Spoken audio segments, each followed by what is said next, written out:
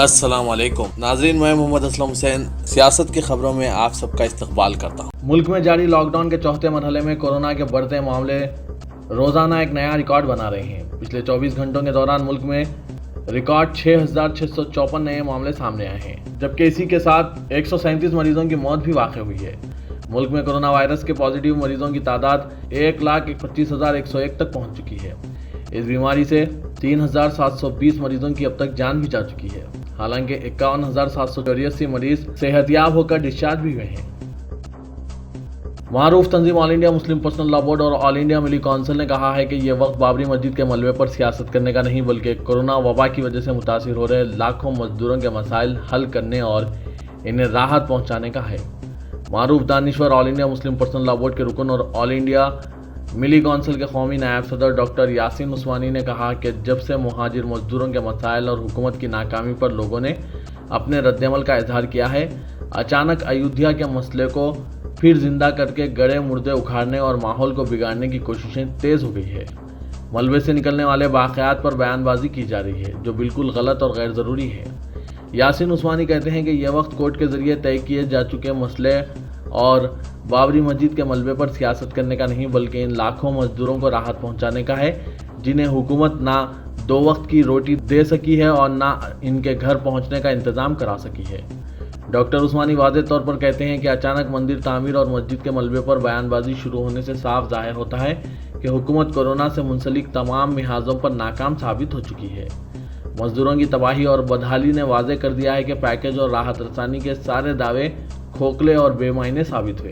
ایسے حالات میں ناکامیوں کی پردہ پوشی کے لیے پھر اسی مسئلے کا سہارا لینے کی کوشش کی جا رہی ہے جو عدالت کے ذریعے حل ہو چکا ہے۔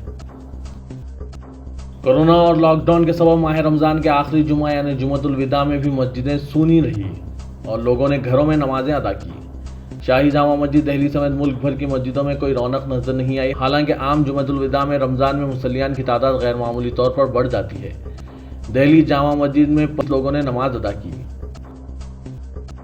کورونا وائرس کے بحران سے نمٹنے کی مودی حکومت کی پالیسیوں کو شدید تنقید کا نشانہ بناتے ہوئے اپوزیشن نے جمعے کو اپنی میٹنگ میں دو ٹوک لہجے میں حکومت پر ملک کے وفاقی ڈھانچے کی روح کو بھلا دینے اور آمرانہ طرز پر کام کرنے کا الزام لگایا۔ بلا سوچے سمجھے نافذ کیے گئے لاک ڈاؤن پر مودی حکومت کو آڑے ہاتھوں لیتے ہوئے سونیا گاندھی نے الزام لگایا کہ حکومت کو غریب مزدوروں سے کوئی ہمدردی نہیں ہے۔ انہوں نے 20 لاکھ کروڑ کے مالی پیکیج کو ملک کے عوام کے ساتھ ظالمانہ مذاق کیا ہے۔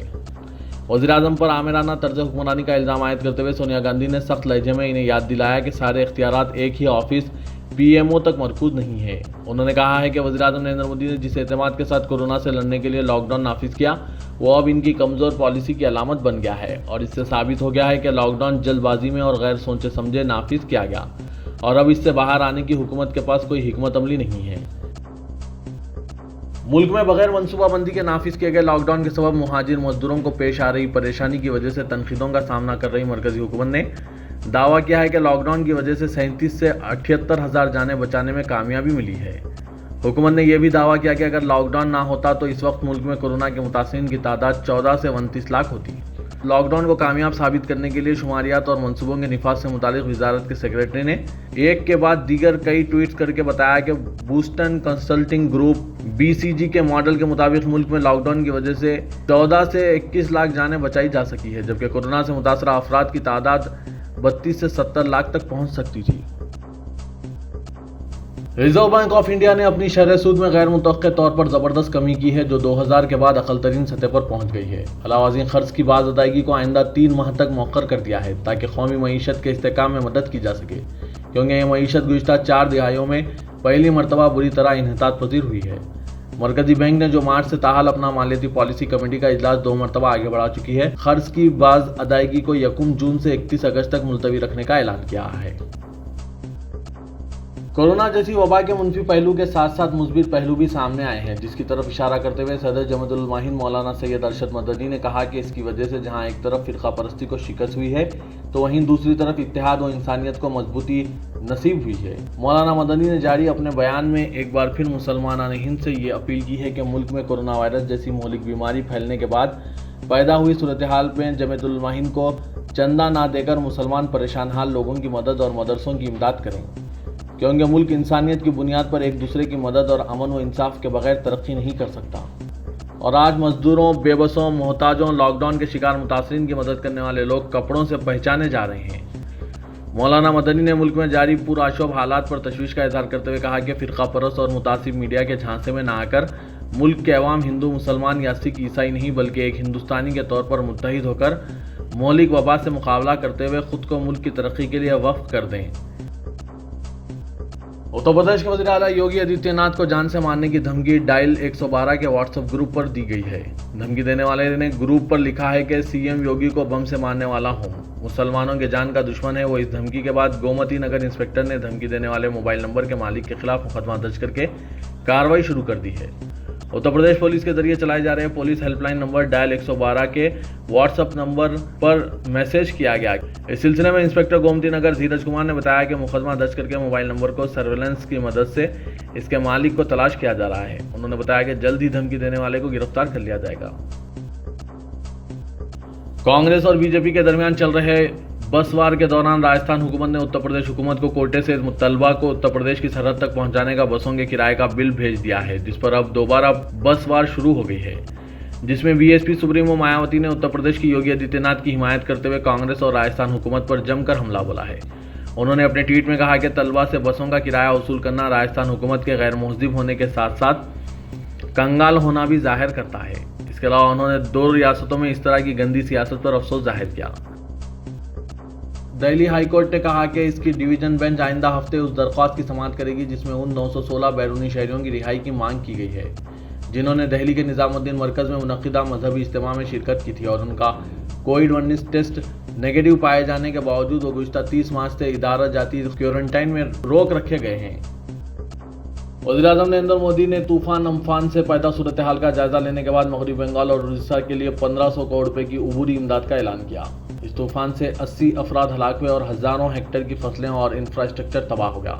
مودی نے مغربی بنگال اور اڑیسہ میں وزرائے اعلیٰ ممتا بنرجی اور نوین پٹنائک کے ساتھ صورتحال کا جائزہ لیا۔ مدھیہ پردیش میں خاتون کو اپنی شادی کے 2 دن بعد ہی کورونا وائرس پازیٹیو پائی گئی، چنانچہ بشمول دولہا 30 افراد کو اپنی مرض کے مطابق گھر پر ہی سب سے الگ تھلگ رہنے کے لیے کوارنٹائن اختیار کرنے پر مجبور ہونا پڑا۔ محکمہ صحت کے ارکان اسٹاف اب ضلع رائے سین کے ستلا پور گاؤں میں گھر پر کوارنٹائن اختیار کرنے والوں کے رابطے میں آنے والوں کا پتہ چلانے میں مصروف ہیں۔ بالی ووڈ کے مشہور ڈائریکٹر بونی کپور کے گھر کے مزید 2 خادمائیں کورونا وائرس پازیٹیو میں پائے گئے۔ قبل ازیں ان کے گھر کی ملازمہ مکل اس وبا سے متاثر پائی گئی تھی۔ بونی کپور کے ترجمان نے کہا کہ دیگر تمام ارکان اسٹاف بونی کپور جی کی بیٹیاں جہانوی اور خوشی بھی نیگیٹو پائے گئے ہیں۔ یہ تمام افراد حتیٰ کہ ایک پازیٹیو پائے جانے والے میں بھی اس وبا کی کوئی علامت نہیں پائی گئی تھی۔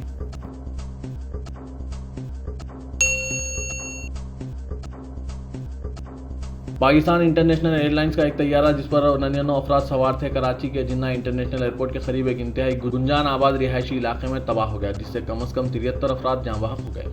حال ہی میں کووڈ-19 کے بعد نافذ کردہ سفری تحدیدات برخاست کی گئی تھی۔ اس کے بعد یہ حادثہ پیش آیا۔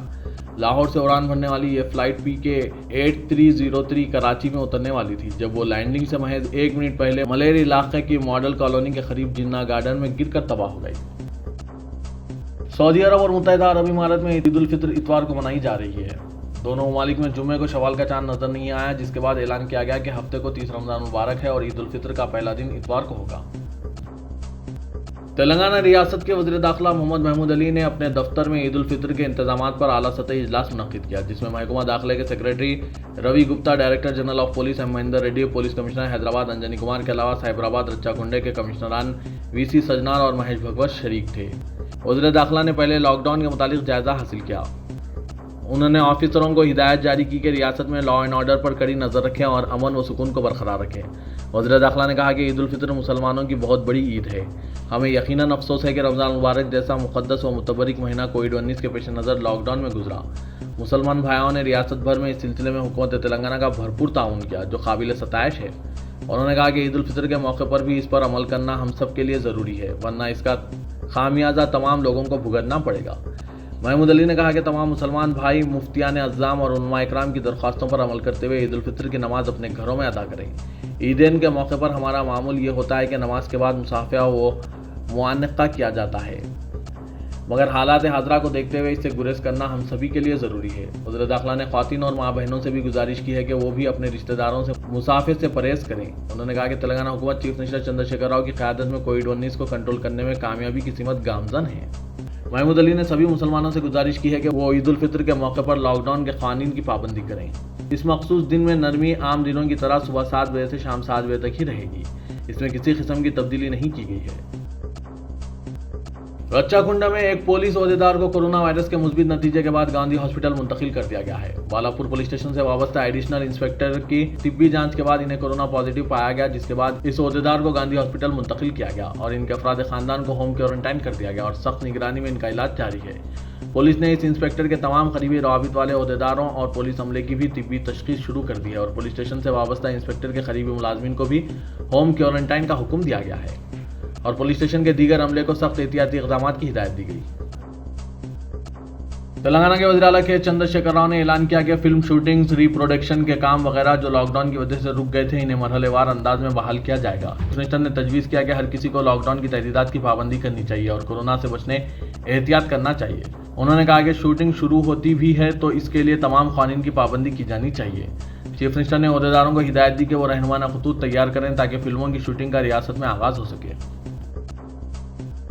तेलंगाना में जुम्मे को एक दिन में कोरोना वायरस के 62 नए पॉजिटिव केसेस सामने आए हैं और कहा गया है कि 3 अफराद इस वायरस की वजह से फौत भी हुए हैं। 11 मई के बाद से ये एक दिन में सबसे ज़्यादा पॉजिटिव केस है जो सामने आए हैं। 11 मई को 79 पॉजिटिव केसेस हुए थे। आज ताज़ा केसेस के बाद तेलंगाना में अब तक इस वायरस की वजह से मुतासिर होने वालों की तादाद 1761 तक जा पहुंची है, जबकि अब तक मरने वालों की तादाद में भी इजाफा हुआ है और ये तादाद 48 हो गई है। रुकन पार्लियामेंट हैदराबाद और सदर मजलिस इत्तेहादुल मुस्लिमीन असदुद्दीन अवैसी ने कहा है कि कुरान पाक के अहकाम के मुताबिक हर मुश्किल के बाद आसानी नसीब होती है, इसलिए हमें चाहिए कि हम मोमिनान शान के साथ जिंदा रहें ताकि अल्लाह हमें सरबुलंदी अता कर सके। कुरान की तालीमात के मुताबिक हमें हिदायत दी गई है कि अगर हम ना डरें, ना घबराएं और मोमिनाना शान के साथ ज़िंदगी गुजारेंगे तो हमें कामयाबी ज़रूर मिलेगी।